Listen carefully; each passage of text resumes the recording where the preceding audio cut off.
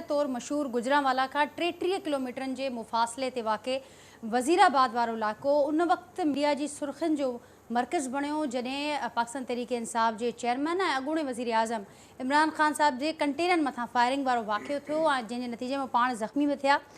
उन वाक़े जेतोणीकि उनखे अॼु 5 ॾींहं आहे पर उन बावजूद जेके उनजा असर चइजनि या उन वाक़े खां पोइ जेके डेवलपमेंट्स थियनि पियूं मुसलसल उन्हनि में ॾींहों ॾींहुं वाध थी रही आहे। ऐं हिन वक़्तु जेको तमामु अहम जेको वॾो मौज़ू आहे जेको हिन वक़्तु बि मीडिया जी सुर्खियुनि जो ऐं उन सां गॾोगॾु मुख़्तलिफ़ हल्कनि में बहस जो मौज़ू बणियलु आहे उहो आहे उन हमले खां पोइ FIR वारो मामिलो। अॼु कोर्ट सगोरीअ इहो हुकुम ॾिनो आहे त जेकॾहिं 24 कलाकनि अंदरि ही FIR दाख़िल नथी थिए त पोइ असीं पाण मुरादो नोटिस वठंदासीं। 24 कलाकनि जी अदालत मोहलत ॾिनी आहे। गॾोगॾु अदालत इंतिहाई अहम रिमार्क्स ॾिना आहिनि त कि क़ौमी लीडर मथां कातिलाणो हमिलो थिए थो ऐं 72 कलाक गुज़री था वञनि। इहो बि ॼाणाइनि पिया त एॾा कलाक गुज़रण खां पोइ बि जेकॾहिं FIR दाख़िल नथी थिए त पोइ केस अॻियां कीअं वधंदो, हीउ मामिलो किथे दंग कंदो। इन खे अॼोके प्रोग्राम में असीं मौज़ू बणाईंदासीं ऐं गुज़िरियल असीं ॾिसूं पिया त जेके हीअ ॾींहं गुज़रिया आहिनि पाकिस्तान तहरीक इंसाफ़ वठण लाइ सरगर्म आहे। अॼु बि मुख़्तलिफ़ शहरनि में मुज़ाहिरा थिया आहिनि मामले ते। भेरो ॿीहर लॉन्ग मार्च बि शुरू थियण वञे पियो पर असां ॿुधोसीं त अॻु ॼाणाए पियो त अंगारे ते थींदो, वरी उन में कुझु तब्दीली आई, अरबा ते ॼाणाए पियो, वरी हाणे अरबा खां पोइ उहो मार्च ॿुधायो वञे त हाणे ख़मीस ॾिहाड़े उहो मार्च ॿीहर शुरू थींदो। उतां खां ई उनजो आगाज़ थींदो पर हेल जेका क़यादत हूंदी उनजी ज़िम्मेवारी शाह महमूद कुरैशी साहब वटि हूंदी। ऑनलाइन शरीक थींदा इमरान ख़ान साहब उन में ऐं ॼाणाइनि पिया त रावलपिंडी पहुचण खां पोइ हू उनखे बाज़ाब्ता इन पर्सन ज्वाइन कंदा। हीअ समूरी सूरत हाल आहे जेके अॼोके प्रोग्राम में असीं फोकस कंदासीं ऐं उन सां जेके रिलेटेड जेके डेवलपमेंट्स असांजे साम्हूं आहिनि प्रोग्राम जो हिसो हूंदियूं। जेको पैनल मूंसां गॾु मौजूदु आहिनि जो तारुफ़ असां कराईंदसि। कराची स्टूडियो में मूंखे ज्वाइन कयो आहे पाकिस्तान पीपल्स पार्टी सां तालुक़ु रखंदड़ सीनियर अॻवान आहिनि सायरा शेलियाणी साहिबा मूंसां गॾु कराची स्टूडियो में मौजूदु आहिनि। कराची स्टूडियो में ही जमाल सिद्दीकी साहब आहिनि पाकिस्तान तहरीक इंसाफ़ जो तालुक़ु आहे, सीनियर अॻवान आहिनि। कराची स्टूडियो में मूंखे ज्वाइन कयो आहे। आप दोनों को तव्हां ॿिन्हिनि खे भलीकार थी चवां। मूंसां गॾु कंवल नुमान साहिबा आहिनि नून मुस्लिम लीग नून सां तालुक़ु रखंदड़ MP आहिनि मूंसां गॾु मौजूदु आहिनि प्रोग्राम में फ़ोन लाइन ज़रिए। ऐं शबीर शर साहब आहिनि सीनियर कानूनदान आहिनि मूंसां गॾु मौजूदु आहिनि वीडियो लिंक ज़रिए। अवां सभिनी खे भलीकार चवां थी ऐं सभिनी जे इजाज़त सां जमाल साहब अवां खां आगाज़ कयां थी प्रोग्राम जो। 72 कलाकनि खां मथे जो वक़्तु गुज़री चुको आहे। असीं ॾिसूं पिया त इंसाफ़ जे लाइ अवां इंसाफ़ जे लाइ सरगर्मियूं बि नज़र अचनि पियूं। रुकावट कंहिंखे सम्झे पई पाकिस्तान तहरीक इंसाफ़ ख़ुदि पंजाब अंदरि जेका हुकूमत आहे अॼु मुलाक़ात बि थी आहे ख़ान साहब जी ऐं उहा ख़ुदि मुलाक़ात सिक्योरिटी हुजे अदालत तव्हां सां गॾु आहे, केरु आहे रुकावट, छा मामिलो आहे? बिस्मिल्लाह रहमान रहीम। नाजिया ॾिसो ही पाकिस्तान जी सियासत जो अलमियो सॼी हिस्ट्री ऐं पोइ 70 सालनि में इहो ई रहियो आहे त जेके सियासी शख़्सियात हूंदियूं आहिनि उन्हनि जी बदकिस्मती इहा हूंदी आहे त जेका ताक़तवर हल्का हूंदा आहिनि हू कॾहिं बि सियासी शख़्सियात खे ताक़तवर न सम्झंदा आहिनि। दर हक़ीक़त सियासतदान पब्लिक नुमाइंदो हूंदो आहे ऐं ताक़तवर उहो ई हूंदो आहे बिकॉज़ त अगरि 22 करोड़ आवाम पाकिस्तान जी आहे त कुझु करोड़ इमरान ख़ान सां गॾु हूंदा डाई हार्ड्स, कुझु करोड़ पीपल्स पार्टी सां हूंदा, कुझु करोड़ यानी 22 जा 22 करोड़ माण्हुनि जी ताक़त सियासी माण्हुनि वटि आहे। अच्छा, अगरि इन सियासी ताक़त खे को अंडरस्टैंड या अंडरएस्टिमेट करे थो, अंडरस्टैंड नथो करे त मां सम्झां थो त पोइ जॾहिं ताक़त जो तवाज़ुन बरक़रार न हूंदो आहे त पोइ सियासी सूरत हाल गंभीर थी वेंदी आहे। ऐं उन खां पोइ अगरि कंहिं बि पॉलिटिकल लीडर्स खे ऐं ज़ाहिर आहे PTI पहिरें दफ़ा हुकूमत कई आहे, माज़ी में जमातूं बाबा टे दफ़ा हुकूमत करे चुकी आहिनि, त अगरि कंहिं बि पॉलिटिकल लीडर जेको पाकिस्तान जो प्राइम मिनिस्टर रहियो आहे अगरि तव्हांजो रवैयो हुन सां गॾु उहो हूंदो त हुनखे हर वक़्तु पंहिंजी जान जो ख़ौफ़ पंहिंजी वाता बरमला ख़ान साहब 100 दफ़ा चयो आहे उन्हनि जे मथां केसिस जामबार ऐं उनखे तव्हां कोशिशि करे धिको ॾेई हिकिड़ी बंदि गली जी तरफ़ वठी था वञो त को बि सियासी माण्हू जंहिं वटि करोड़नि अवामनि जी ताक़त हूंदी आहे उहो कॾहिं बि पाण खे एतिरो छा चइबो आहे हुनखे सॉफ्ट बाइट तव्हांजे लाइ साबित कोन्ह थींदो की भई मां जॾहिं अवाम जी ताक़त सां आयो आहियां, अवाम जी पज़ीराई मूंखे हासिलु आहे। पाकिस्तान जा TV चैनल्स जेके मुखालिफ़िन आहिनि उहो बि ॾेखारनि था त उन खां पोइ अगरि को माण्हू पंहिंजे पॉलिटिकल राइट्स जे लाइ को रैली करे थो, एहतिजाज करे थो, तव्हां हुन सां कमिटमेंट वठी हुनखे अलाउ कयो। जीअं अदालतूं असांखे कमिटमेंट वरितियूं आहिनि की भई पुरअमन हूंदो, बिल्कुलु असांजो एहतिजाज असांजी मार्च पुरअमन हुई।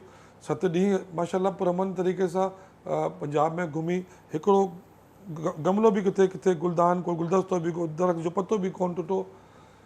पर अफ़सोस इहो आहे त अगरि सियासी जमातनि जा सरबराहनि खे अगरि इहो ई ख़ौफ़ रहंदो हर वक़्तु कि अगरि को हुन सां ख़ुशि न आहे त उहो हुनखे शायदि लाइफ थ्रेट्स हूंदा, अगरि को हुन सां ख़ुशि न आहे त हुनखे पॉलिटिकल गेम मां हुनखे आउट करे छॾींदा, चाहे नाहेली जे ज़रिए, चाहे तोशाखाना केस जे ज़रिए, चाहे इलेक्शन कमीशन जेको करंट गवर्नमेंट जो जेको पेड मुलाज़िम आहे।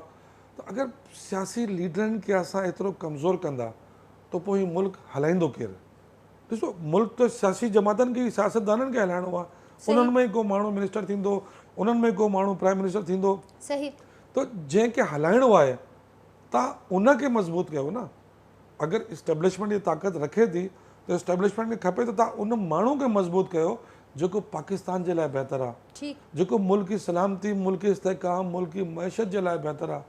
ऐं मां नथो सम्झां, इहा ॻाल्हि कंहिं बि मुख़ालिफ़ सां तव्हां प्राइवेटली बि अगरि पुछंदव त उहो ज़रूरु चवंदो त इमरान ख़ान न मुल्क जे लाइ को सिक्योरिटी थ्रेट आहे, न मुल्क जी इस्तेहकाम जे लाइ को ख़तरनाक आहे, न मुल्क जी मैशत जे लाइ बुरो आहे।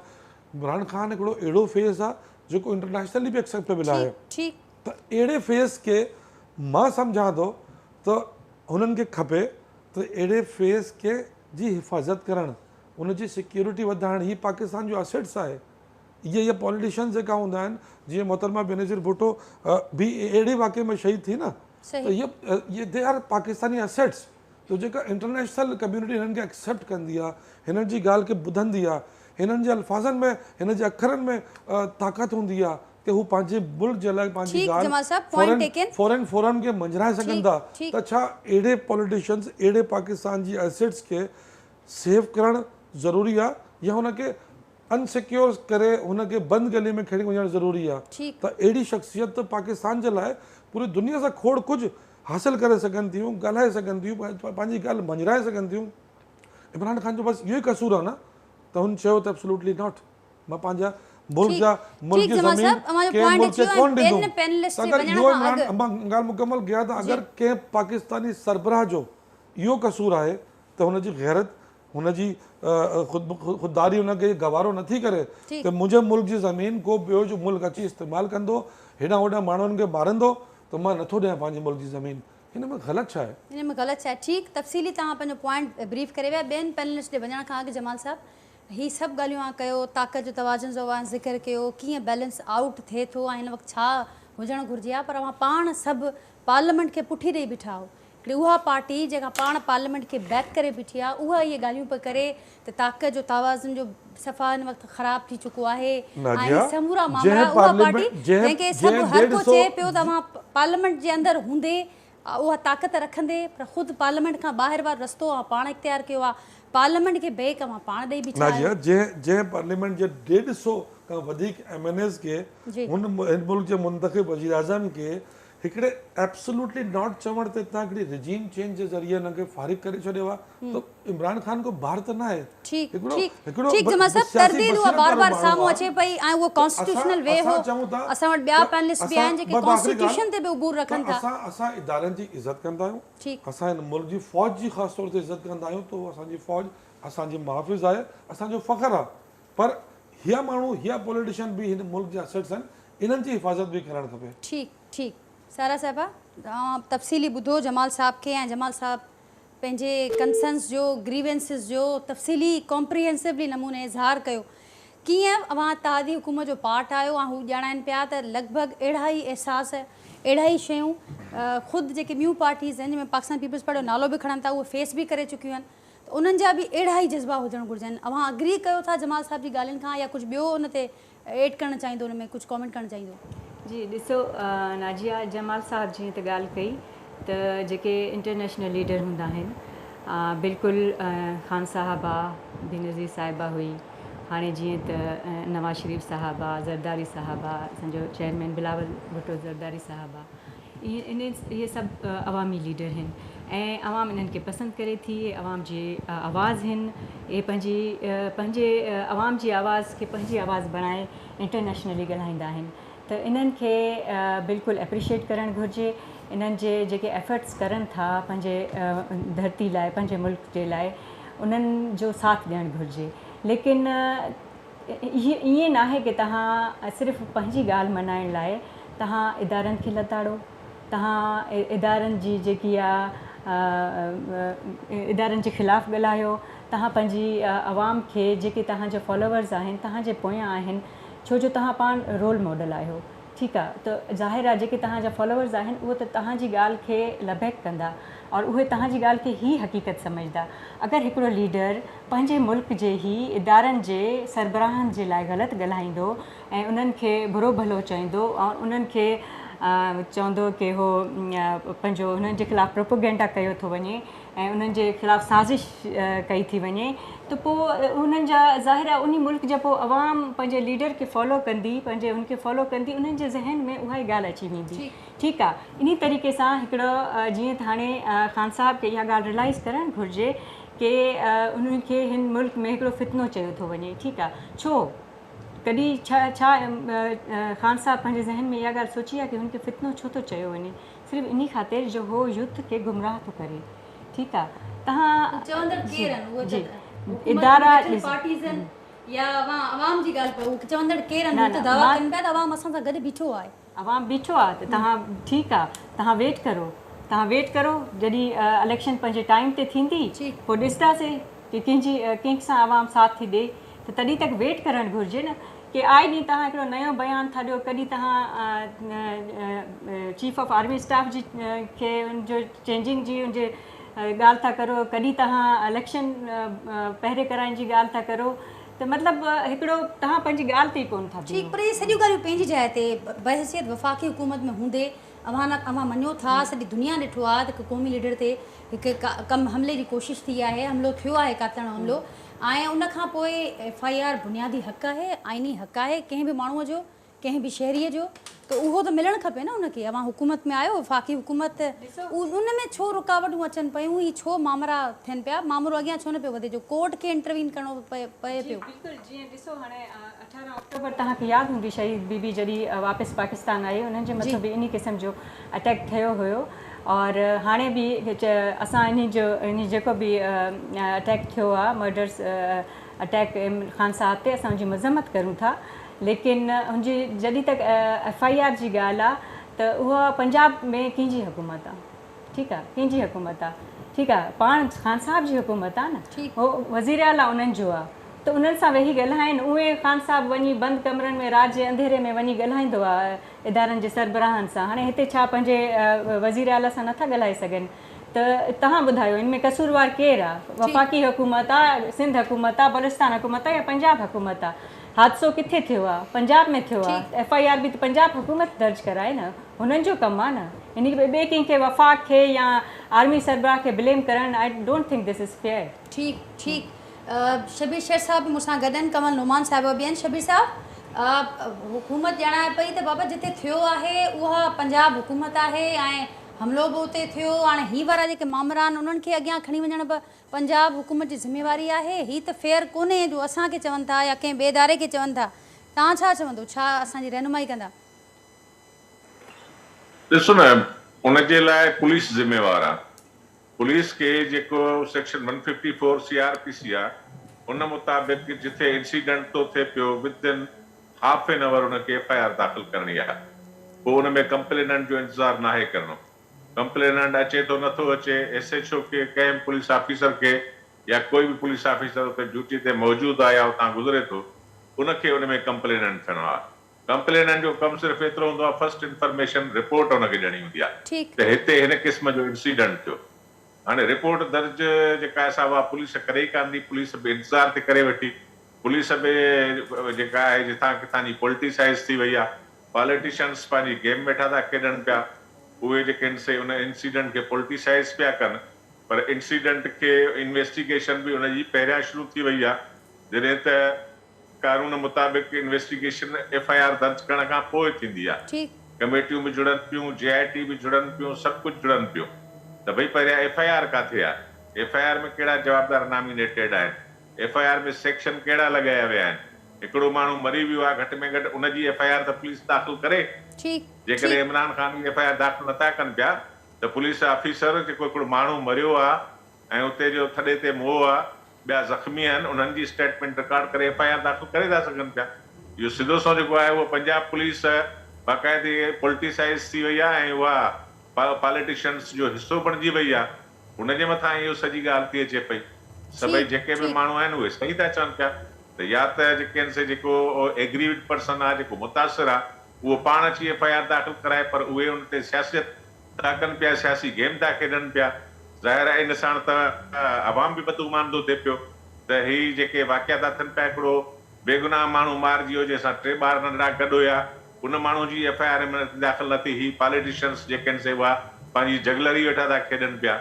इन तरह सां सफ़ा ख़राब साहब मामलो किथे वेंदो इन ते बि ज़रूर अवां खां राय वठंदासीं। मूंसां गॾु कमल नोमान साहब बन। कमल साहब, आपने मौक़िफ़ सुना सबका और हमारे साथ सायरा साहबा भी हैं, शबीर साहब भी हैं। सायरा साहबा का ये कहना है कि अब वहाँ पर क्योंकि पंजाब हुकूमत है तो पंजाब हुकूमत की ज़िम्मेदारी आयद होती है कि वो हमले के दौरान सिक्योरिटी उसके बाद के जो सारे मामलात हैं हमें क्यों ब्लेम किया जा रहा है। आप क्या कहेंगी? आप लोग इस वक्त हुकूमत का हिस्सा हैं, आप नहीं समझते कि पंजाब हुकूमत की ज़िम्मेदारियाँ अपनी जगह, लेकिन वफाकी हुकूमत में होते हुए और ख़ास करके इस किस्म का जब माहौल बना हो जो लॉन्ग मार्च से पहले था, जिस किस्म के बयानात थे और उसके दौरान बहुत ज़्यादा ज़िम्मेदारी वफाकी हुकूमत पर भी आयद होती है। क्या कहेंगी आप सारी सूरत हाल के हवाले से?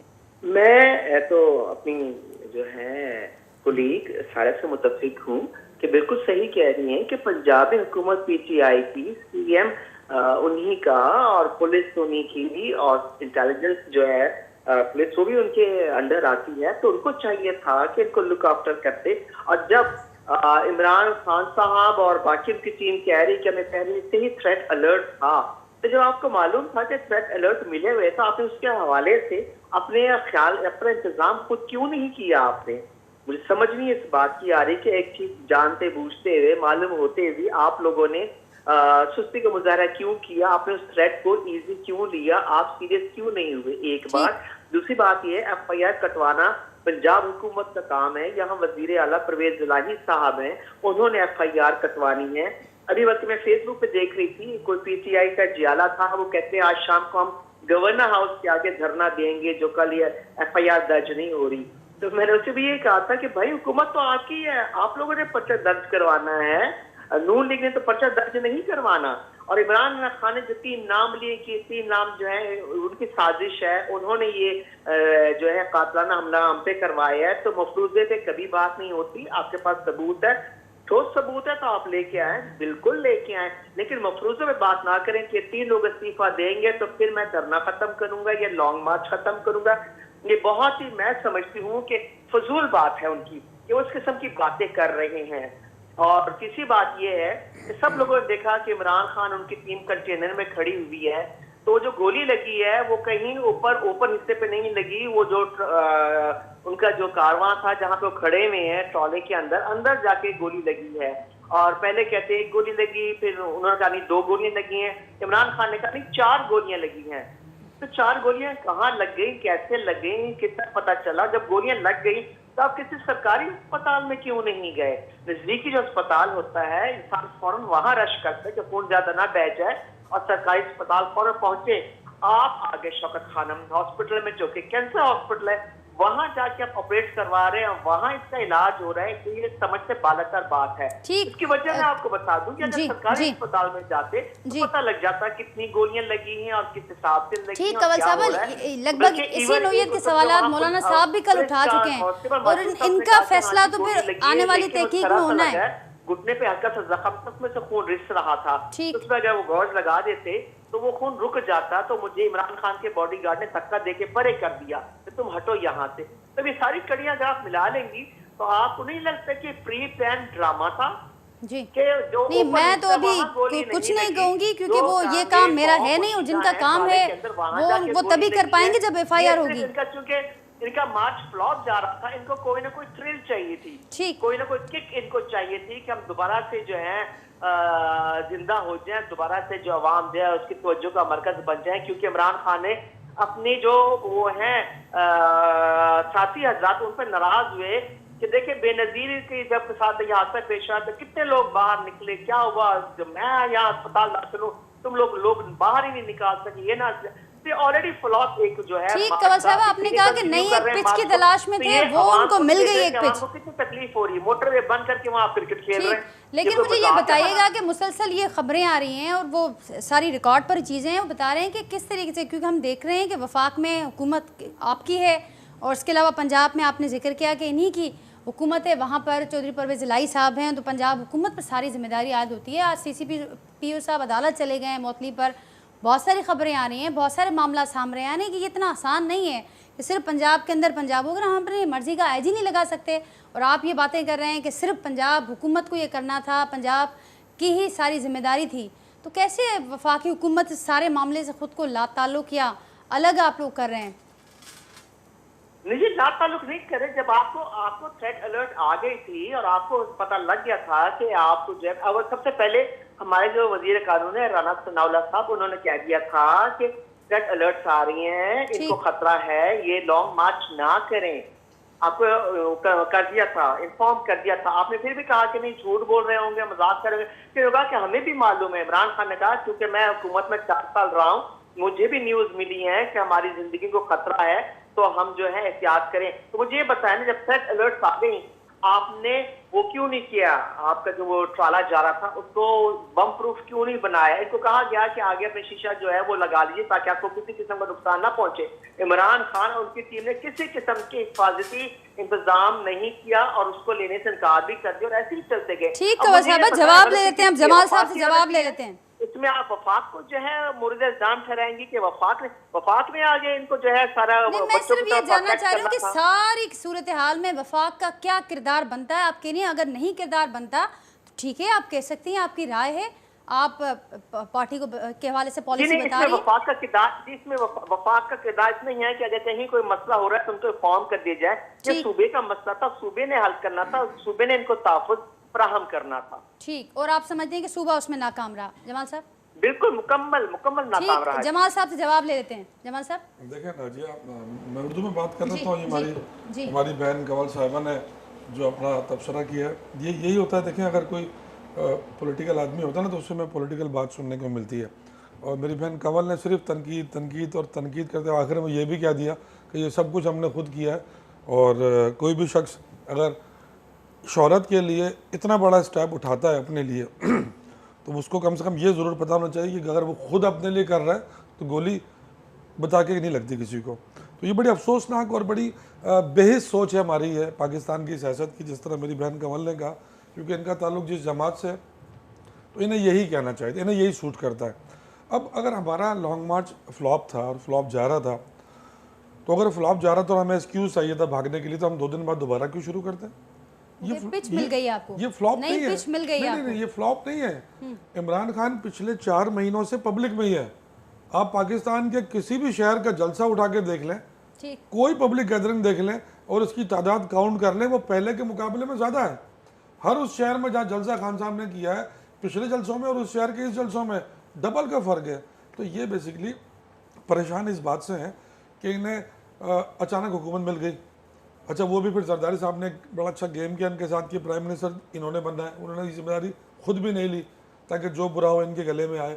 अच्छा, काबिल कितने हैं ये हम सबको पता है। हम सिर्फ आपसे ये कह रहे हैं कि अगर सियासत को, माहौल को आपने इसी तरह रखना है कि जितनी भी आपकी हुकूमतें बनती हैं, सूबाई या वफाकी, आप अपने मुखालफिन के साथ यही रवैया अख्तियार करते हैं। सिंध हुकूमत ने हमारे साथ ये रवैया अख्तियार किया हुआ है, हमारे अपोजिशन लीडर पे। लेकिन इसका तो जवाब देते हैं, वो कह रहे हैं कि पंजाब हुकूमत को तो कहें सारे इल्जामात आपने इनके लिए बचा कर रखे हैं, और पंजाब हुकूमत का जवाब दें। क्यों खान साहब को जरूरत पेश आ रही है कि 90 घंटे गुजरने के बाद वो जाएं चौधरी साहब के पास और बताएं कि भाई FIR दाखिल होना क्यों जरूरी है? ना इतनी सियासी बसीरत मेरी बहन कंवल की, ना सायरा की, इनकी ना मेरी कम है कि FIR क्यों नहीं कट रही, और ना आपकी सहाफती बसीरत कम है कि आपको ना पता हो कि FIR क्यों नहीं कट रही। ये सब अंडरस्टूड चीजें हैं। हमें अदालतों से बड़ी उम्मीद है। और जैसे आज मौजूद अदालतों ने कहा है, सवाल पूछ लेते हैं, उसके बाद क्या जब आप समझ रहे हैं कि ये क्यों हो रहा है, आप समझ रहे हैं, मैंने जो तो क्या करेंगे आप लोग? क्या हिकमत अमली होगी? मैंने आपसे इंट्रो में यही कहा, ये तो आपको तय है कि अब नहीं होना ये वाला, ये मामला इस तरीके से नहीं होगा जो आप कह रहे हैं। पिछले इंट्रो में मैंने आपसे यही कहा था कि देखिए, पाकिस्तानी पॉलिटिशियन पाकिस्तान का असेट्स हैं और उस असेट्स की हिफाजत करना भी जिम्मेदारी है। हमारे इदारे जो पाकिस्तान की सलामती के लिए साथ खड़े होते हैं, पाकिस्तान हुकूमत को, पाकिस्तान की मैशत के लिए हुकूमत के साथ खड़े होते हैं, उनको इस बात की फ़िक्र करनी है कि अगर इमरान खान एक इंटरनेशनल फिगर है या हमने मोहतरमा शहीद को गंवा दिया हुआ एक इंटरनेशनल फिगर थी, तो बिलावल भुट्टो भी एक इंग्लिश मीडियम पॉलिटिशियन है। तो ये वो शख्सियात हैं जो दुनिया में एक्सेप्टेबल हैं। अच्छा, बदकिस्मती से नून लीग के पास है ही नहीं, सारे अपना वो पंजाबी मीडियम, उर्दू मीडियम सारे लोग हैं, उनके पास तो ये फिगर ही नहीं है। जिनको ये बात समझ में नहीं आती कि पॉलिटिकल एसेट्स की हिफाजत कितनी ज़रूरी है, और ये हमारे उन तमाम बड़े लोगों की जिम्मेदारी है जो पाकिस्तान के स्टेक होल्डर हैं। समझ आया पीटीआई हुकूमत से? नहीं, समझ तो पहले था। अच्छा। हमारा गिला भी है कि हमारा, यानी हमारी आप खामी बड़ा देर से हो गया। नहीं है कि हमारी खामी बता दें कि हमने मुल्क के मफाद के खिलाफ क्या काम किया, हमने इदारों के खिलाफ क्या काम किया, हमने पाकिस्तान की सलामती के खिलाफ क्या काम किया, हमारी हुकूमत ने कौमी खजाने को क्या लूटा, इससे पहले माजी की सारी हुकूमत ने लूटा है। जो शहबाज शरीफ मुकम्मल कर लूँ, जो शहबाज शरीफ 3.5 साल पाकिस्तान के कानून के इदारे, पाकिस्तान की वो इदारे जिसमें वो मुजरिम है, 3.5 साल वो उनकी अदालतों की सीढ़ियां चढ़ता उतरता रहा है, अचानक वो मुल्क का वज़ीर आज़म बन जाता है। तो जजा और सजा का कानून कहाँ है? गिला सिर्फ यही है कि आपने एक मुजरिम को, इस मुल्क का मुजरिम, इस मुल्क का वज़ीर आज़म कैसे बन जाता है, यानी वो सजा से बच गया और उसको एक मनसब मिल गया। तो इमरान खान ना तो चोर है, ना उसने मुल्क का खजाना लूटा है, ना उस पर कोई खुदा ना खास्ता मनी लॉन्ड्रिंग के केसेस हैं, ना करप्शन के केसेस हैं। तो इमरान खान एक क्रेडिबल आदमी होते हुए इतना बुरा कैसे बन गया? वो कह रहे हैं कि बड़ा गिला करने में, आपने गिला करने में भी बड़ी देर कर दी है। ये गिला अगर टाइमली आ जाता, आपकी हुकूमत में आ जाता, आपके सारा साहब एग्री करेंगी? आप लोग ये जज्बात थोड़ा अपना जो पीटीआई के है ना, लोग थोड़े जज्बात कम कर देते तो शायद आप लोग 5 साल हुकूमत कर लेते। जी नाजिया, एब्सोल्युटली नॉट। तो 5 साल बाद भी कहना था और 3.5 साल में भी कहना था। तो सारा हम इमरान खान को जानते हैं। कैसे मामला आगे कैसे बढ़ेगा? वो कमल साहब ने कहा कि पिच एक नई मिल गई है इनको, और वो भी बता रहे हैं कि चलें। जो शर साहब ने बात की है ना, बड़ी इंपॉर्टेंट है वो। जी शर साहब ने कहा है कि जी जब कानून की नज़र में कोई जुर्म ही नहीं हुआ, कानून की नज़र में कोई जुर्म ही नहीं हुआ, तो आप कमेटियां और ट्रिब्यूनल किस लिए बना रहे हैं? पहले आप एफआईआर तो करें। एफआईआर होगी तो कानून की नज़र में जुर्म होगा। अभी तक तो कानून की नज़र में जुर्म ही नहीं हुआ, तो फिर सारे फोरम बनाने का फायदा क्या? वो कैसे होगी और कौन रुकावट है और कब होगी, हमारी होगी या नहीं होगी, नहीं होने की सूरत में क्या हिकमत अमली होगी? नहीं कटने दी गई। सुप्रीम कोर्ट गए, उन्होंने हमारी दरखास्त सुनी, उन्होंने कहा अस्कुत नोटिस लूंगा और काटी जाए। अब काटी जाएगी, कल तक कट जाएगी, आपके सामने पिक्चर आ जाएगी। ठीक, तो फिर ये इसके बावजूद फिर एहतजाज क्यों कर रहे हैं? आप मुझे बताएं कि सियासतदानों को गिरफ्तार करके उनको बुरा ना करना, ये पाकिस्तान की रिवायत रही है? जी जी, ऐसा तो नहीं रहा ना जी। यानी फिर उनके बीवी बच्चों को वो चीजें दिखाना। आजम सवाती खड़ा हुआ है, जितना मिसाल शहबाज गिल खड़ा हुआ है, यानी एक आदमी खुद कह रहा है कि हाँ मेरे साथ ये सलूक हुआ है। शर साहब बहुत पुराने हैं, मैं जरूर रहनुमा लूंगी कि अदवार जरूर, तो शर साहब इस पर कानूनी राय दें। मैं समझता हूँ मुख्तलिफ तरीकों से लगभग यही चीज कमो बेश हमारे सामने आती रही। नहीं, हमारी 3.5 साल हुकूमत में आप बता दें कि हमने कोई एक इंतकामी कार्रवाई की हो नवाज शरीफ, शहबाज शरीफ और जरदारी साहब के खिलाफ। जरदारी साहब भी वो मुकदमे भुगत रहे थे जो नवाज शरीफ ने बनाए थे इनके ऊपर। जी, पहले तो मैं सबसे पहले इनकी एक बात से बिल्कुल इत्तेफाक नहीं करूंगी। इन्होंने बोला कि जरदारी साहब ने जो है अचानक से शहबाज शरीफ साहब वज़ीर आज़म बन गए और उनको जो है जरदारी साहब ने उनको आगे कर दिया ताकि अगर कल कुछ गलत हो तो वो उनको ब्लेम जाए और उनके गले में पड़ जाए बात। तो ये बात बिल्कुल नहीं है। जरदारी साहब पाकिस्तान पॉलिटिक्स के एक बादशाह हैं और उन्होंने बहुत अच्छी पॉलिटिक्स की है हमेशा, और उन्होंने अब भी नून लीग को इसलिए चांस दिया, मौका दिया क्योंकि उनका मैंडेट था असेंबली में, उनकी मेजॉरिटी थी, वो किसी का हक नहीं मारते हैं, इसलिए उन्होंने उनको मौका दिया, उन्होंने चलाया। अब इंशाल्लाह टाइम पूरा होगा, नून लीग अपनी जो है टेन्योर पूरा करेगी, फिर वो अवाम पे है कि अवाम उनको दोबारा लाती है या यकीनी। और जो पॉलिटिकल अदम इस्तेकाम हमें नज़र आ रहा है, इसमें कैसे मामला चलेंगे, हुकूमत कैसे आप ये जो आप जो बात कर रही हैं, ये सिचुएशन क्यों पैदा हुई है? ये सिचुएशन भी तो पीटीआई वालों ने पैदा की है, नून लीग नहीं, अपना खान साहब ने पैदा की है। अब देखें, आप एक इदारे के सरबराह के लिए आप अपने पसंद का लाना चाह रहे हैं, जिसकी वजह से आप इदारों को ब्लैकमेल कर रहे हैं, आप पॉलिटिशियंस को ब्लैकमेल कर रहे हैं, आप लीडर्स को, सारी पार्टीज़ के ब्लैकमेल कर रहे हैं, आप सुप्रीम कोर्ट को ब्लैकमेल कर रहे हैं कि सिर्फ उनकी मर्ज़ी का चीफ ऑफ आर्मी स्टाफ आए, वो नाम उनकी मर्ज़ी से लिया जाए। अब ऐसे तो नहीं होता है। अब आप हिस्ट्री देख लें, शुरू से मतलब हमेशा गवर्नमेंट में जो लोग होते हैं मिल बैठ के, अपोजिशन और गवर्नमेंट मिल के ये सारे फैसले करती है। अब जैसा कि आपने शुरू में बोला कि खान साहब पीटीआई वालों ने, खान साहब वालों ने खुद पार्लियामेंट को पीछ दे दी है, खुद पीछे हट गए। अगर वो आज असेंबली में मौजूद होते, वहाँ बैठ के जो प्रोसेस है उसके थ्रू बैठ के बात करके दोनों सारी पार्टीज़ के रजामंदी से एक आर्मी चीफ आए, जो प्रोसेस है, जो तरीक़ेकार है, उसी को फॉलो अप करें ना। अब ऐसे तो नहीं है। अब खान साहब ने हमेशा क्रिकेट के मैदान में डिक्टेटरशिप की है। उनके उस ज़माने के जब वो कप्तान थे तब उनके साथियों को भी यही गिला रहती थी उनसे कि वो डिक्टेट करते हैं और अपनी मर्ज़ी के काम करवाना चाहते हैं हमसे। तो अब भी वो चाह रहे हैं कि सियासत के मैदान में भी खान साहब अपनी मर्ज़ी के काम करें, उनकी बात को यस किया जाए, उनको ना किया जाए। वो डिक्टेट करके सुप्रीम कोर्ट के जज भी अपनी मर्ज़ी से लाएं, army chief of army staff भी अपनी मर्ज़ी से लाएं, लीडर ऑफ द अपोजिशन भी अपनी मर्ज़ी से लाएं। मीन्स आई वांट टू से कि वो हर काम वो चाहते हैं कि उनकी मर्ज़ी से। अब ऐसा तो नहीं होता। ये उनको ये बात रियलाइज़ करनी चाहिए कि क्रिकेट के मैदान और सियासत, मुल्क चलाने में फ़र्क है। तो अब उनको हम मानते हैं, ठीक है, वो एक अच्छे लीडर हैं, लेकिन उनके फॉलोअर्स हैं, पीटीआई को लोग पसंद करते हैं, लेकिन उसका ये मतलब नहीं है कि आप उस चीज़ का गलत फ़ायदा लें, नाजायज़ फ़ायदा लें। Point taken. शबीर शाह साहब, अवां ने ईंदे ते ॻाल्हि हले पई त रियलाइज़ करणु खपे ख़ान साहब खे त ही पंहिंजी मर्ज़ी हर जॻह ते कोन हलंदी, मां न जेका मां जी रटा उहा न हलंदी। बट हिते जेके रियलाइज़ करण जा तरीक़ेकार आहिनि, अॼुकल्ह उन्हनि ते बि तमामु घणो बहस हले पियो। जमाल साहब उन पासे ॾांहुं इशारो कयो। अॼु कोर्ट सगोरी अंदरि ॿ इहे मामला आया, आज़म सवाती साहब हुजनि या उनखां अॻु या जेके मामला हिन वक़्तु नज़र अचनि पिया, ही जेके रियलाइज़ करण जा तरीक़ा आहिनि, इन्हनि ते छा कॉमेंट करणु चवंदो? ऐं हिन क़िस्म जे माहौल में असीं ॾिसूं पिया जॾहिं इल्ज़ाम हुजनि, इंतिहा पसंदी वारी सोच हुजे, तमामु अॻियां मामला निकिरी चुका आहिनि। ही किथे वञी दंग कंदा? ही मामला छा थियणु वञे पियो ईंदड़ ॾींहंनि में? तो सूरत हाल जेका सा इंतिहाई गंभीर थींदी पई वञे ऐं मुस्तक़बिल जेको आहे हिन मुल्क जो उहो कोई मेरदार दुमण तरफ़ पियो वञे। जेके पॉलिटिशियंस हिन वक़्तु आहिनि ऐं जिन जे हथनि में मुल्क जो ई जेका ऐसा वागूं आहिनि, उहे सॼो इमेच्योरिटी जो जेको आहे ऐं गैर बर्दाश्त जो मुज़ाहिरो पिया कनि। उहे हालतुनि जे नज़ाकत खे महसूस ई कोन था कनि, ॾिसनि ई कोन था पिया। हिननि जो सिर्फ़ु इहो आहे त बसि पॉलिटिक्स करणी आहे, मुखालफ़त बराए मुखालफ़त करणी आहे। ऐं उन खां सवाइ जेके हक़ीक़ी ग्राउंड रियलिटीज़ आहिनि, मारूज़ी ऐं मौज़ूई हालतूं आहिनि, उन्हनि खे हे ॾिसनि ई कोन था, उन्हनि खे बिल्कुलु ई नज़रअंदाज़ करे वेठा आहिनि। मुल्क जी इकॉनमी अॻु में ई जेका सा तबाही तरफ़ वञी चुकी आहे ऐं मुल्क रुॻो सिर्फ़ु इमदादुनि ते, एड ते ऐं कर्ज़नि ते पियो हले। ऐं हिते जा जेके रवैया आहिनि, बीजे हुकूमती धुर हुजे या मुखालिफ़ धुर हुजे, ॿिन्ही जा रवैया साॻा आहिनि। जेको आहे सो वज़ीर दाख़िला छा पियो करे?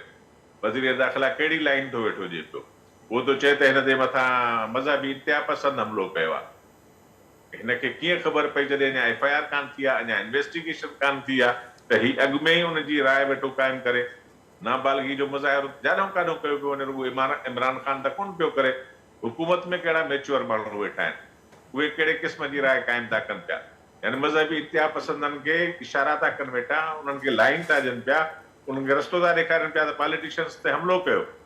ऐं को बि माण्हू बहानो बणाए ऐं जेको आहे सो मज़हब जी इंतिहा पसंदी जो या कंहिं बि तौहीन जो उहो कंहिं बि पॉलिटिशियन ते हमिलो करे, हे बिल्कुलु ई जेका आहे सा उहा गैर बालगी जो जेको मुज़ाहिरो वेठा कनि। जी शबीर साहब, ऐं मुल्क तरीक़े सां ख़राब रुख ते वठी पिया वञनि ऐं तमामु ख़राब ट्रेंड पिया पैदा कनि। हिन साण जेका सॼियूं जेको इंतिहा पसंदी वारी धुरियूं आहिनि, उहे उन्हनि खे इनकरेज पिया कनि ऐं उन्हनि खे रस्तो पिया ॾेखारनि। इहो जेको अॼु जेकॾहिं फ़र्ज़ु कयो हिकिड़े इंतिहा पसंदि इमरान ख़ान ते हमिलो कयो त सुभाणे राणा सनाला ते बि करे सघे थो पियो, प्राइम मिनिस्टर ते बि करे सघे थो पियो, कंहिं ते बि करे सघे थो, कंहिं पीपल्स पार्टी जे पॉलिटिकल लीडर ते करे सघे थो पियो। त इन क़िस्म जूं जेके गैर ज़िम्मेवाराना हरकतूं आहिनि, उहे त हर तरफ़ खां थियूं हलनि पियूं। उन्हनि त सॼे जेको आहे न वीहनि जो सॼो बेड़ो ॿोड़ियो आहे, बजाए हिन जे त भई तव्हां इन्वेस्टिगेशन कयो त हिन क़िस्म जी हालत छो थी आहे। जॾहिं बि इन क़िस्म जी हालत थींदी आहे सॼे मुल्क जे लाइ ख़राबु आहे, सभिनी जे लाइ ख़राबु आहे, रुगो सिर्फ़ु हिकिड़ी PTI जे लाइ ख़राबु न आहे, सभिनी जे लाइ ख़राबु आहे, पीपल्स पार्टी जे ख़िलाफ़ु आहे, मुस्लिम लीग जे बि ख़िलाफ़ु आहे। उहे पोइ कहिड़े जॻह ते वञी वेंदा, को बि जेको इंतिहा पसंदि आहे उहो अची कंहिं पॉलिटिशियन ते हमिलो करे। इन्हनि इंतिहा पसंदी जो नतीजो थियो त बेनज़ीर जहिड़ी एॾी वॾी जेका पुराणी सीनियर पॉलिटिशियंस हुई ऐं जेका मुल्क जे अंदरि दुनिया जे अंदरि जेका आहे डायलॉग करे सघंदी, हींअर हिननि वटि अहिड़ो को माण्हू ई कोन्हे को जेको बैनुल अक़वामी सतह ते डायलॉग करे सघे। डायलॉग वारो को अथनि माण्हू? हिननि जा प्राइम मिनिस्टर वञनि था, तकरीरूं लिखी था वञनि पिया, उते वेठा था हेठि पढ़नि ऐं अॻिला ओॾो सुवाल करे हिननि खे ॾिसनि था वेठा त छा था कनि। हिननि वटि बाक़ाइदे हिन महिल जेको आहे सो क़यादत जो बहरान आहे, क़यादत जे बहरान मां पिया गुज़रनि। रुगो चटाभेटी हले पई त मां केरु कंहिंखे ज़ेर करे ऐं कहिड़ी तरह सां ज़ेर करे। मुल्की मफ़ादनि खे, अवाम जे मफ़ादनि खे ॾिठो ई कोन थो वञे पियो। सभई जेके आहिनि से उहे वेठी हिकिड़ी जगलरी जेके आहिनि से रांदि था खेॾनि वेठा। ऐं हिन तरह जी जेकॾहिं सूरत हाल रही त असां नथा सम्झूं त हीअं यार जेको आहे सॼो दौर जेको आहे उहो फास्ट थी चुको आहे, तमामु अॻिते वधी चुको आहे, सॼी दुनिया अॻिते वधी चुकी आहे। असांजे मुल्क जे नौजवाननि जी सोच जेका आहे उहा अॻिते वधी चुकी आहे। उहा हींअर सोच उहा कान्हे का पुराणी वारियूं कोन्हनि की तव्हां अख़बारनि ते पाबंदी लॻाए, सेंसर लॻाए ख़बरूं लिकाईंदव। हींअर मिंट था लॻनि, सेकंड था लॻनि पिया, सॼी दुनिया में सॼे मुल्क जे अंदरि कुंड कड़छ में ॻोठनि ताईं जेके ख़बरूं पहुची थियूं वञनि। हींअर सोशल मीडिया जो दौरु आहे, जदीद साइंसी दौरु आहे, उन सां तव्हांजो मुक़ाबिलो आहे ऐं तव्हां अञा ताईं उहे पथर जे ज़माने वारियूं हरकतूं था कयो वेठा। ठीक शबीर साहब, पॉइंट टेकन। कंवल साहब आप हमारे साथ हैं? जी कंवल साहब, आपने मौक़िफ़ सुना सबका और इसके अलावा शबीर साहब ने बड़ा तफसीली बताया कि जिक्र करें आने वाले वक्त को वो देखकर कुछ प्रेडिक्ट करते वो ये बता रहे हैं कि जो इस वक्त सूरत हाल है सबको इसका इदराक करना बहुत ज़रूरी है, सबको देखना होगा कि हम कहाँ जा रहे हैं और उसमें ज़ाहिर है हुकूमत वक्त का बड़ा अहम किरदार है एक मामलात को उस नहज तक पहुँचने से रोकने के लिए। जी पहले तो मैं सारा माजरत ये कर दूं कि चूंकि ये सिंधी जुबान में अपने मौके पेश कर रहे होते हैं तो सिंधी मुझे समझ में नहीं आती।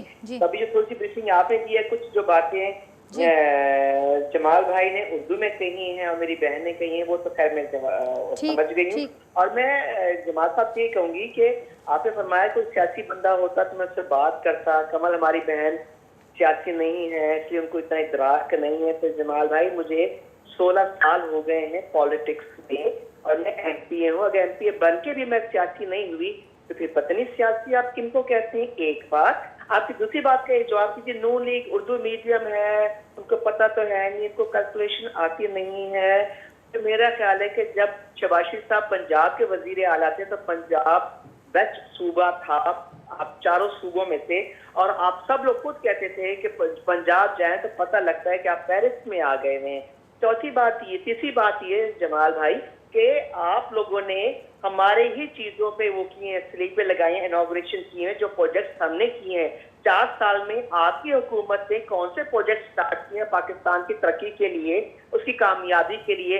अगर वो आज आप मेहरबानी फरमा के गिनवा दें तो मुझ पे बड़ा एहसान होगा आपका कि अच्छा PTI ने ये काम किए हैं, हमारी तो नजर से नहीं गुजरे।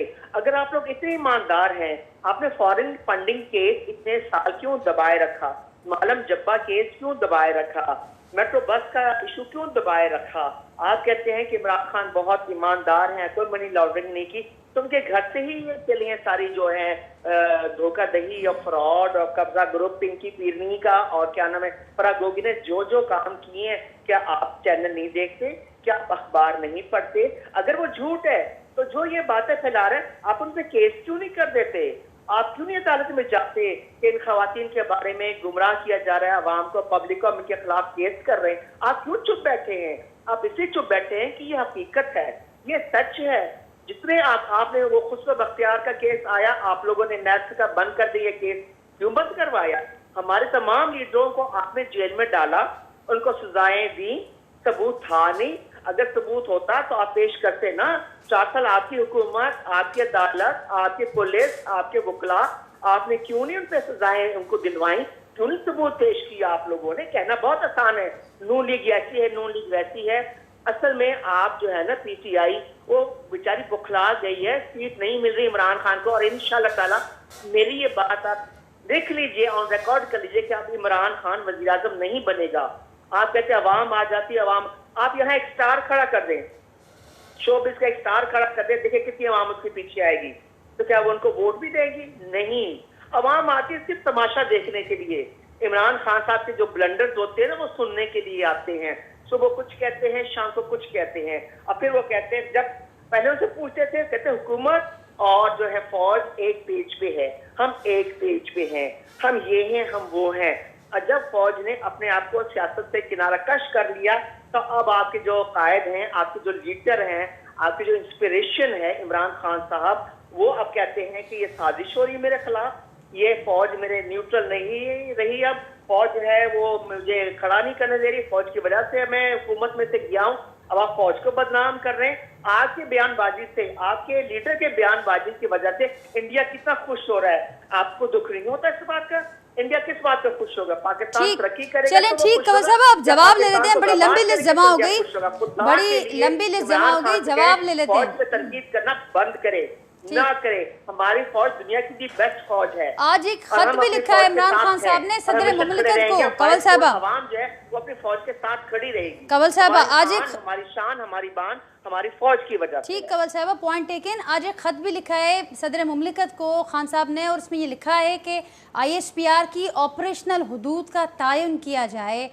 इस खत का क्या मकसद है? मैं जमाल साहब से भी ज़रूर समझना चाहूँगी, आप क्या कहेंगी उस पर, क्या कहेंगे? इमरान खान से कहें, इमरान खान साहब से कहें, पहले जो आपके केसेस बन रहे हैं उनको तो क्लियर करें, फिर सदर को बीच में। सदर भी आपका अपना ही है, वो बेचारे को समझ नहीं आती आरिफ अलवी साहब को कि मैं करूं तो करूं क्या। उनको चाहिए पाकिस्तान के सदर बने, वो एक पार्टी के सदर ना बने। एक पार्टी के सदर बनेंगे तो उनके अगेंस्ट जाहिर बातें होंगी। पाकिस्तान के सदर बने और समझाएं इमरान खान को कि खुदा के लिए जो चंद माह रह गए सुकून से गुजार लें। अगर आपको इतना यकीन है कि अवाम आपके साथ है तो इलेक्शन में आप लोग जीत जाएंगे। डर किस बात का, खौफ किस बात का? ठीक कंवल साहब, ठीक कंवल साहब, क्यों कर रही हैं? जवाब ले लेते हैं जमाल साहब। इन्हें खत जो मकसद भी बुझाया जो हुन वक्त में आए गरोगत। ठीक कंवल साहब, पॉइंट टेकन। जमाल साहब जी नाजिया, मेरी बहन जो कमल अभी फरमा रही थी, मैं तो सिर्फ इतना सा कहूँगा कि अगर कोई पॉलिटिशियन इल्ज़ाम लगाता है, चाहे वो बुशरा बीबी की ज़ात पे लगाए या फरहा की ज़ात पे लगाए या किसी और की ज़ात पे लगाए, तो इल्ज़ाम हम सुन लेते हैं, इल्ज़ाम सियासत में होते हैं, लेकिन ये जिम्मेदारी इल्ज़ाम लगाने वाले की है कि सबूत और साबित वो करेगा। तो जब वो इल्ज़ाम लगा रहे हैं बुशरा बीबी पे और फरहा पे और किसी पे, तो ये तो सियासत में इल्ज़ाम लगते रहते हैं। अगर मेरी बहन कमल के पास कोई सबूत है तो इनकी वफाकी हुकूमत है, जहाँ इतना झूठा केस बना रहे हैं, कोई एक सच्चा भी बना लें केस तो हमें कोई एतराज़ नहीं होगा। लेकिन वो जो बुरा मान गई अंग्रेज़ी बोलने पे, तो पिछले दिनों से काफ़ी दफ़ा शहबाज शरीफ साहब की अंग्रेज़ी सुनने को मिली, इसलिए मैंने कहा था कि पूरी कौम को पता है और उनकी अंग्रेज़ी बड़ी अच्छी है, मुझे उस पर कोई एतराज़ नहीं है। देखें बहुत अच्छी है। और मैं चाहता हूँ कि शहबाज शरीफ की अंग्रेज़ी कम से कम बिलावल भुट्टो जितनी तो हो जाए ना, ताकि दो पार्टी सरबराह हैं उनकी उतनी हो जाएगी तो अच्छा हो जाएगा। हाँ, परफॉर्मेंस बिल्कुल इनकी नज़र आएगी, जो इनकी परफॉर्मेंस है। देखिए बदकिस्मती ये है कि इनकी परफॉर्मेंस इन्हें क्या नज़र आती है, इनकी माजी के जितने भी हमारे ही प्रोजेक्ट पे आप लोगों ने तख्तियां लगाई हैं। ऐसा नहीं है मेरी बहन, ऐसा नहीं है, ऐसा नहीं है। जब आप देखिए जब आपकी पार्टी से सोशल मीडिया पार्टी है, मेरी बहन आपकी पार्टी है। अगर आपकी हुकूमत कोई प्रोजेक्ट अधूरा करके जाएगी और पीटीआई आकर उसको कंप्लीट करेगी तो तख्ती कंप्लीट करने वाले की लगती है। ऐसे शोशा 4 साल दौर में क्या किया? तो ये आपको अब जो हमने अधूरे प्रोजेक्ट देखिए, नहीं मैं आपसे कह रहा हूँ ना कि जो हमारे प्रोजेक्ट अधूरे हैं, अब उस पे आप तख्ती लगा लें, हम एतराज नहीं करेंगे। जो हमने अधूरा छोड़ा उस पर आप तख्ती लगा लें। लेकिन सवाल ये नहीं है मेरी बहन, सवाल ये नहीं है। सवाल सिर्फ ये है कि देखें, अगर हम इस बात को मजाक में, तनकीद में और एक दूसरे के ऊपर कीचड़ उछालने में अगर इस सारे वक्त को लगा देंगे तो इस वक्त मुल्क बड़ी मुश्किल दौर से गुजर रहा है, बड़ी मुश्किल माशी सूरत हाल से गुजर रहा है। अगर 3.5 साल इमरान खान को सुकून से काम करने दिया होता, ये सोच के कि 70 साल हम दोनों पार्टियों ने इस मुल्क पर राज किया है और एक आदमी ने 22 साल स्ट्रगल की है सियासत में, तब जाके उसको इक़्तिदार मिला है। आप लोगों ने पहले दिन से उसके पीछे डंडा लेके पड़ गए। 3.5 साल आप लोग यही इमरान खान के खिलाफ एहतजाज और मार्च करते रहे। मुकम्मल कर लूँ कि ये सिलेक्टेड है, इलेक्शन कराओ, हुकूमत खत्म करो, नया हुकूमत लेकर आओ। 3.5 साल यही मुतालबा था आपका। आज इमरान खान भी यही कह रहा है, इमरान खान आज भी यही कह रहा है कि जब आप हमारी हुकूमत को बर्दाश्त नहीं करते, हुकूमत को स्टेबिलिटी आप देना नहीं चाहते, आपकी जमात से मुल्क से कोई इंटरेस्ट नहीं है। आपकी जमात को मुल्क से इंटरेस्ट होता तो जो आप एतराज कर रही है इमरान खान की बातों पे, इंडियन मीडिया चीखे रहा है, खुशियां मना रहा है, तो इंडियन मीडिया नहीं, इंडिया की पूरी क़यादत आपके लीडर के घर में आती थी। मेहमान बन गए, उस पर भी कभी रोशनी डालिएगा। सारा साहब बड़ा मुख्तसर। जी, मैं अदा ने जैसे बोला कि शहबाज शरीफ को एटलीस्ट बिलावल भुट्टो जितनी तो अंग्रेजी आनी चाहिए। बिलावल साहब को चाहिए थोड़ी सिखा दे उनको, वो 12 बोल की अंग्रेजी बोलते जी, आप सुनिए ना, सुनना कभी थोड़ा सुनने की भी हिम्मत रखें। बिल्कुल इस बात में कोई शक नहीं है कि चेयरमैन बिलावल भुट्टो साहब की अंग्रेजी बहुत अच्छी है, लेकिन मैं ये कहना चाहती हूँ कि आप किसी की अंग्रेजी या किसी की उर्दू या किसी की, उससे आप किसी की काबिलियत को कंपेयर नहीं कर सकते। वो सब अपनी जगह हैं, इंसान की एबिलिटीज अपनी जगह है, उसकी लैंग्वेज अंग्रेजी या उर्दू अपनी जगह है। तो आप चेयरमैन बिलावल भुट्टो के काम देखें। आप ये बोले कि शहबाज शरीफ सबसे ज्यादा काबिल है, ये इनकी बात का मतलब है कि शहबाज शरीफ पीपल्स पार्टी के वजीर आजम से ज्यादा काबिल है। चले नाज़रीन, ही डिबेट हलंदी रहंदी पर जेका ॻाल्हि साम्हूं आई त जेका लैंग्वेज हुजे थी, उहा लैंग्वेज असांखे कम्युनिकेशन जे हवाले सां असांजी उन में आसानी पैदा करे थी, ऐं उहा पर उनखे रुगो इन सां रखण त क़ाबिलियत रुगो इन ॻाल्हाइण में आहे त उहा थोरो ज़्यादती बि हूंदी, ऐं उन्हनि परफॉर्मेंस जी ॻाल्हि कई त उहा परफॉर्मेंस नज़र अचे थी। नाज़रीन, बहरहाल गुफ्तगू जेका थी आहे ॾुकु प्रोग्राम में, उनखे मां ॿुधो, पंहिंजे फीडबैक खां असांखे आगाह कजो। सुभाणे वरी असां मुलाक़ात कंदासीं ऐं अव्हांखे अपडेट बि कंदासीं जेके इशूज़ मामला हलनि था उन्हनि जी फॉलोअप ऐं रीसेंट डेवलपमेंट्स खां। तेसिताईं मूंखे ॾींदा इजाज़त। जेके महिमान मूंसां गॾु मौजूदु हुआ, मां सभिनी जी वॾी महिरबानी, मां वक़्तु कढी हिते आया। वरी सुभाणे मुलाक़ात कंदासीं। अल्लाह।